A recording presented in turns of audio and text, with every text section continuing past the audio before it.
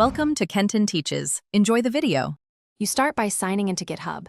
Make sure you can access the account and any 2FA methods. Once signed in, check which email is currently primary so you know what to replace and why. For immediate commit attribution, decide now if you will update only the GitHub web profile or also run local git config commands. This first step prevents confusion later. Pause here to gather the new email address and authentication codes, then proceed to the account email settings. Once in settings, go directly to emails and add the new address. GitHub will send a verification message. Open that and confirm. Make sure you set the newly verified address as primary so notifications and web commits use it. If you also want local commits to reflect the change, run git config global user. Email you at example.com on your machines. Make sure to replace with your actual new address. Finally, consider removing the old email if you no longer use it, to avoid confusion.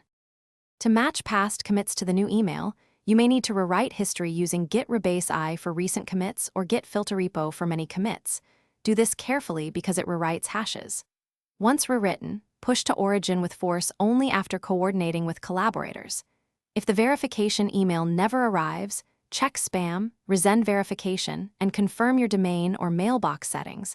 Make sure you type the address correctly. If problems persist, use recovery options or alternate email verification to finish the change. Thanks for watching. Please subscribe if this video was helpful.